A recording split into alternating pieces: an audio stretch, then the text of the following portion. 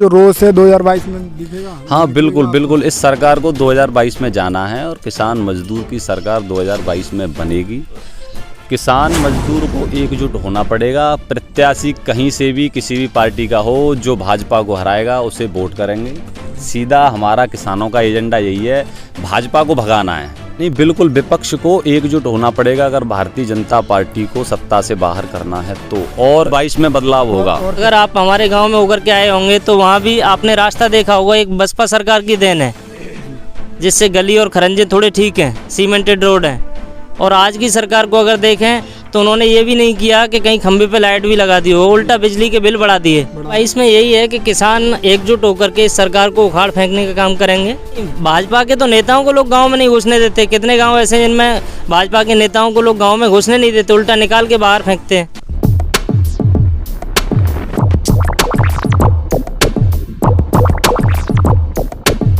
क्या नाम है आपका? जी, मेरा नाम नरेश पौनिया। तो सबसे पहले हमारा एक सवाल रहेगा, सरकार कोविड-19 को क्यों नहीं कंट्रोल कर पा रही है? देखिए, सरकार कोविड-19 को हल्के में ले रही है। कोरोना से सरकार लड़ने में सक्षम नहीं है, और जो वैक्सीन हमारे लिए बनी थी वो मोदी जी ने बाहर भेज दी। क्यों भेज दी? जब भारत में लोग इस महामारी से मर रहे हैं और मोदी जी हमारी वैक्सीन को बाहर भेज रहे हैं, ऐसा क्यों? तो सरकार पूरी तरह से विफल है कोविड-19 को रोकने में, कवर करने में और अपनी जनता का, अपने देश का बचाव करने में।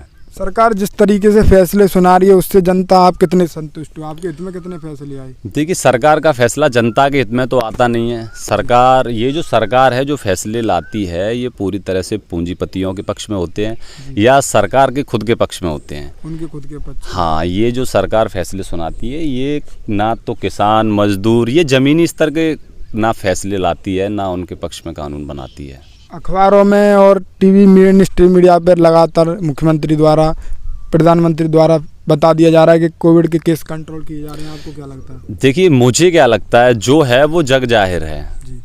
उत्तर प्रदेश हाई कोर्ट ने भी सरकार को फटकार लगाई है। जब हाई कोर्ट में जो सरकार के प्रतिनिधि थे उनसे सवाल किया गया तो उन्होंने खुद इस बात को कबूला था कि उत्तर प्रदेश में योगी जी ने जो कोविड की चेकअप हो रहा था, जो चेकिंग हो रही थी, जो टेस्ट हो रहे थे, उनकी संख्या घटा दी है। जब चेकअप ही नहीं होंगे तो संख्या तो अपने आप घटेगी, नए केस आएंगे कहाँ से? तो उत्तर प्रदेश में जो चेकअप था वो कम हो गया, इसी वजह से संख्या घट गई है। बाकी सरकार, उत्तर प्रदेश सरकार हो या कोई दूसरी सरकार हो, सरकार तो इस समय पूरी तरह से विफल है। और जो आपने खबर दिखाई थी पहले भी कि गंगा में लाशों का इस समय अंबार सा लगा हुआ है, गंगा में भी लाशें बह रही हैं। तो इंसानों से क्यों इस सरकार को हमदर्दी नहीं है? अगर इंसानों की जगह गंगा में अगर गाय की लाश मिल जाती या गाय मिल जाती तो उस पर अब तक यूपी में दंगे हो जाते। सरकार अपनी कुंभकर्णी निद्रा से जाग जाती, लेकिन इंसानों से सरकार को हमदर्दी क्यों नहीं है? क्यों ये सरकार अपने जो मुद्दे हैं, जिन मुद्दों को लेकर सरकार में आई थी, इन्होंने सरकार बनाई थी, चुनाव जीते थे, जनता ने इन्हें वोट दिया था, ये सरकार उन मुद्दों से कहीं ना कहीं भटक रही है और जनता में इनके खिलाफ रोष भी है। ये जो रोष है 2022 में दिखेगा? हाँ बिल्कुल बिल्कुल, इस सरकार को 2022 में जाना है और किसान मजदूर की सरकार 2022 में बनेगी।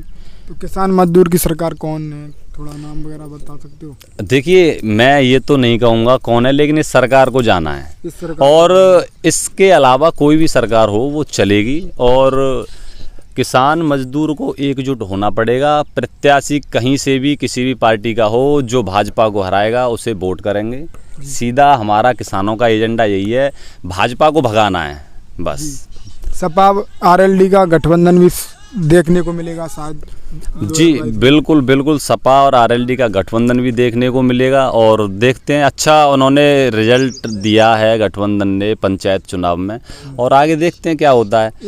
एक और बात है, जैसे कि जो आप भी चाहते हो कि इसको ख़त्म करने के लिए चाहे कुछ भी करना पड़े, तो जो विपक्ष की पार्टियां वो भी चाहती हैं कि वो भी एकजुट हो जाएंगी? नहीं, बिल्कुल विपक्ष को एकजुट होना पड़ेगा अगर भारतीय जनता पार्टी को सत्ता से बाहर करना है तो। और भारतीय जनता पार्टी को सत्ता से बाहर करने के लिए किसान कुछ भी करेगा।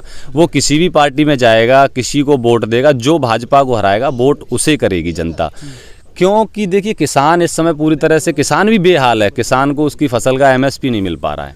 जब किसान पूरे साल या 6 महीने खेत में मेहनत करता है, अन्न उगाता है और उस अन्न को सरकार, पहली बात तो यह है कि एमएसपी 10-10 रुपये करके सालाना बढ़ाती है। इस साल 2100 है तो अगली बार 2110 मिलेगा, लेकिन वो भी किसान को नहीं मिल पाता है। गेहूं 1600-1700 बिक रहा है तो किसान को उसका लागत मूल्य नहीं मिल पा रहा है।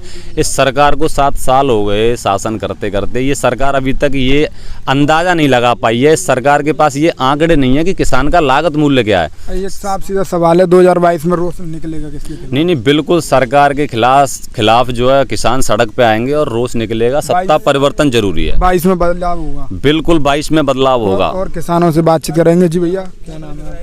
योगेश। तो यहाँ पे क्या कुछ खेती की देखभाल कर रहे हो आप? यहाँ पे क्या कुछ खेती? यही है, तरबूज है, खरबूज है और अपना बाजरा वगैरह है, आप देख सकते हैं चारों तरफ। जी, जो लागत लगी थी आपकी को, क्या आपको लगता है कि आने वाले समय निकल पाएगी? नहीं, जो आलू में भी जो लागत लगी थी वही नहीं निकल पा रही है और आगे देखते हैं इसमें क्या होता है। क्योंकि आज हम मार्केट में देखते हैं तो मंडियों के भाव में किसान का जो सामान जाता है ना, वो सामान उस रेट में नहीं मिल पाता है किसान को, मतलब सही रेट नहीं मिल पाता है और उस रेट का सारा फ़ायदा व्यापारियों को मिलता है। क्योंकि आज भी हम अगर तरबूज का भी देखें कि हमने तरबूज किया, जब तक हमारा तरबूज आएगा उस समय तक तरबूज की कंडीशन ये हो जाएगी कि 1 रुपये किलो बिकेगा मंडी में।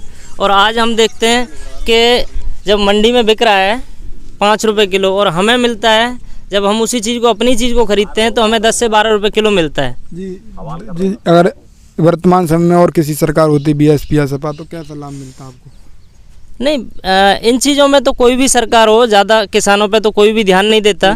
क्योंकि हम अगर सेंट्रल गवर्नमेंट को देखें तो सेंट्रल गवर्नमेंट एक लॉलीपॉप दे देती है, जिस तरह से अब दे करके रखा कि किसानों को 2-2 हज़ार रुपये दे दिए, तो उससे वो चाहते हैं कि किसान खुश हो जाएंगे। कुछ होता है आपके परिवार? नहीं, कुछ नहीं होता है। अगर 2,000 रुपये से अगर हम एक छोटे से बच्चे की फ़ीस भी भरते हैं तो 2,000 रुपये एक महीने की फ़ीस भी नहीं हो पाती ठीक से, 50% लोगों को मिल, परिवारों का खर्चा भी नहीं मिल पाता कि परिवारों ये जो 2,000 रुपये जो सबको मिल रहे हैं पूरे यूपी में?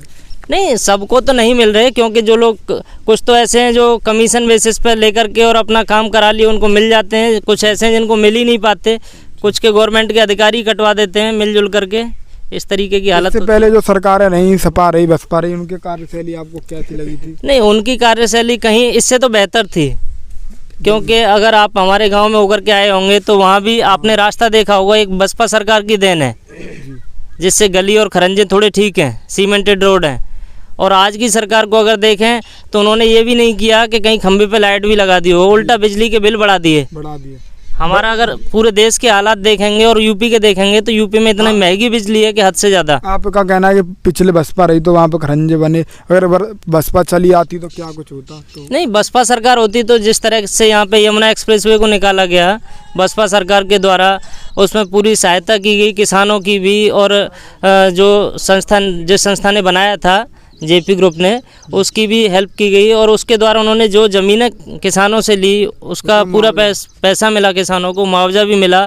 और हो सकता है आज वो सरकार होती तो यहाँ आगरा के आसपास में जहाँ हम हैं इस जगह पे भी कुछ रोज़गार के हमें आधार मिलता, क्योंकि जो ज़मीनें खरीदी गई थी उस ग्रुप के द्वारा वो ज़मीनें आज खाली पड़ी हैं। आपने काफ़ी ज़्यादा पढ़ाई वगैरह, एजुकेटेड हो, फिर भी रोजगार नहीं मिल पा? नहीं, रोजगार के लिए तो भैया बुरी हालत है, रोजगार तो छूट रहा है, आप रोजगार मिलने की बात कर रहे हैं। इस सरकार में जब से लॉकडाउन हुआ पिछले साल से थे वो भी हट रहे हैं, वो भी चले गए। आपसे एक और सीधा सवाल रहेगा, 2022 में किस तरीके से जवाब दिया जाएगा?